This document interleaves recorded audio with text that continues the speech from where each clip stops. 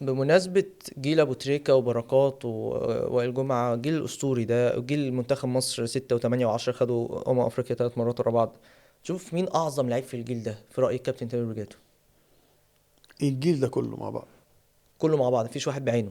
لا، الجيل ده كله مع بعض صراحة. حسني عبد ربه، عماد النحاس، مش عايز أنسى حد، فيه أسماء تقيلة قوي. كل يعني الفترة دي، الجيل ده محظوظ ان هم كانوا مع بعض جدا كلهم. أوكي. لو كل واحد بيلعب لوحده في جيل، امم. ما كانش هيعمل ده اللي انت شايفه. امم. فاهمني؟ امم. لكن الجيل ده كان محظوظين جدا ان هم بيلعبوا مع بعض. أوكي. آه، وهرجع اقول لك نادي اهلي تاني. اه. يعني النادي الاهلي كان عارف يستقطب الناس دي، امم. ويجيب وائل جمعة، ويجيب بركات، وتجيب سيد معوض، امم. وتجيب ابو تريكة، وتجيب عصام التوليفة الحضري، دي. وتجيب التوليفة دي من كل الأندية اللي في مصر دي، اه. عشان انت كان عندك عين كويسة اه. وعرفت تعمل بيهم. ولكن وكمان كابتن حسن شحاتة، يعني الفترة دي جوزيه مثلا اه طبعا. بنقول عليه احسن مدرب. هو جوزيه امم. لا، مدرب اقل من العادي. تمام، جوزيه مدرب أقل من اقل العادي. من العادي طبعا، ليه؟ يعني عشان الجيل ده هو اللي كان بيلعب لوحده. امم. دارين ان جوزيه بعد ما مشي من النادي الاهلي بطل اساسا، قعد في البيت. هو ما نجحش بعد ما راح مشي من النادي كل الاهلي. حته فشل، مش نجم، ما نجحش، فشل امم. ذريع. بس هو سيطر على عدد كبير جدا من النجوم، واعتقد ده النادي امر صعب. الاهلي النادي امر صعب جدا ان انت يكون النادي عندك النادي الاهلي هرجع اقول لك تاني، منظومه الاهلي. المنظومه الاهلي باللعيبه دي، الجيل ده، اه. بدليل كابتن حسن شحاته خدهم لعب بيهم، هم نفس فخد الفرقه. 3 افريقيا. ومع طبعا ان بقى كان ميدو طبعا في عزه بره كان كويس جدا هو امم. وزيدان. كان عندك بقى حسني عبد ربه، كان وعمرو عندك زكي. عمرو زكي، كان عندك سكواد مكمل كمان.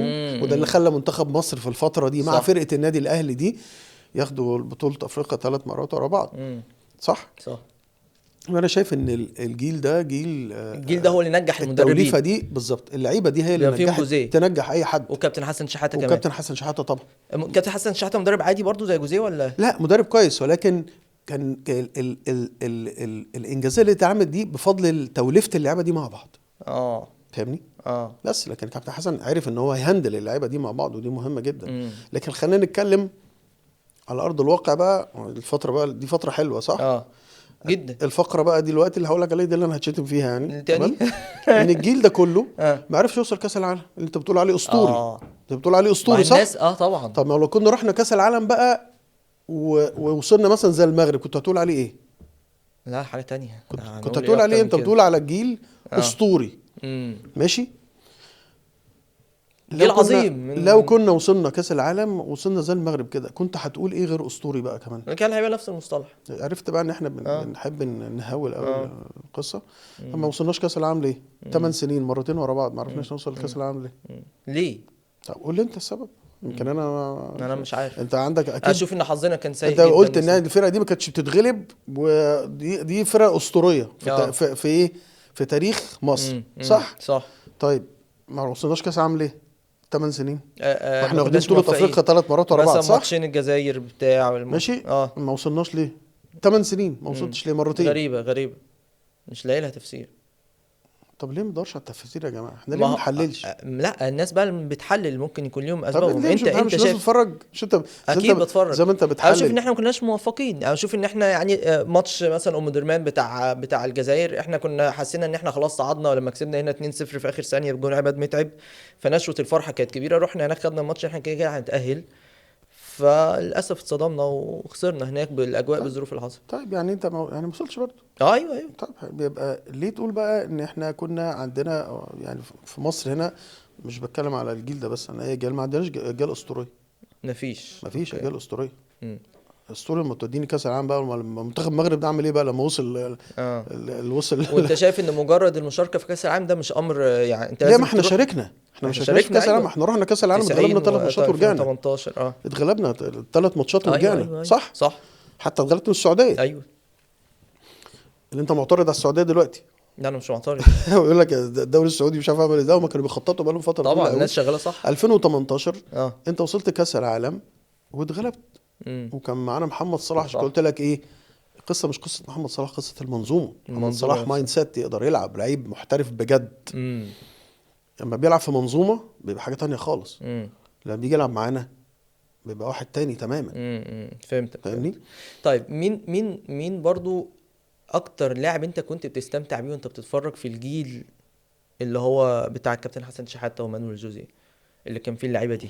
انا كنت بستمتع بالخطيب وطاهر ابو زيد. الجيل الزمان اللي فات خالص، اه بس كابتن خطيب وكابتن طاهر ابو زيد. اه طبعا. بعد كده مفيش حد؟ علاء ميهوب اوكي. يعني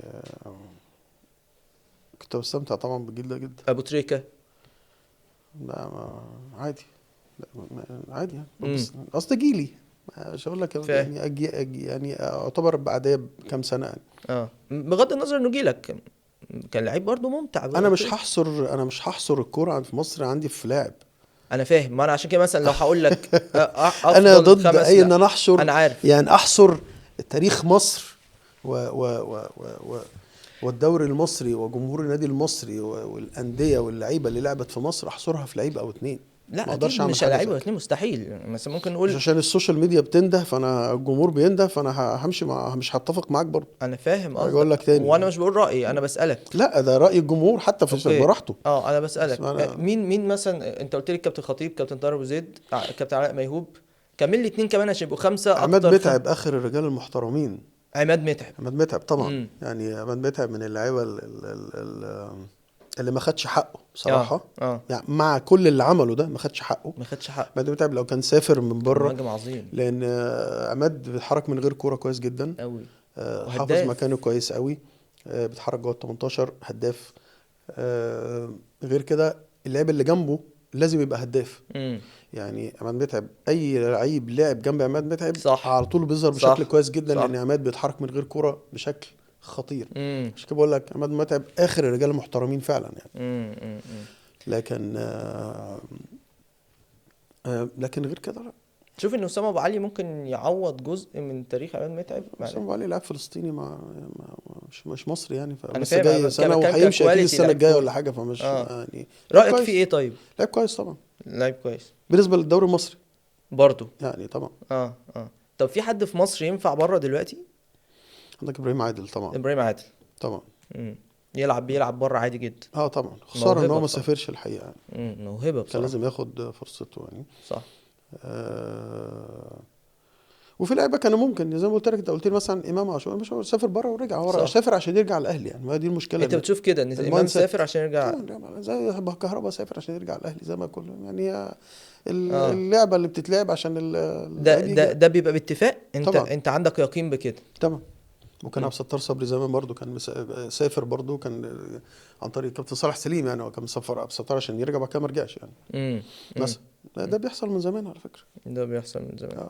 لكن انا ضد ان انا لعيب اخد بعضي واسافر بره وامشي كويس بره وارجع. مم.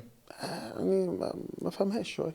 رأيك ايه في رمضان صبحي، في موهبة رمضان صبحي اللي كانت طالع بيها واحترف برضه بره في ستوك سيتي وفي هادرسفيلد في انجلترا، وبعدين رجع الاهلي وبعد كده فجأة راح بيراميدز؟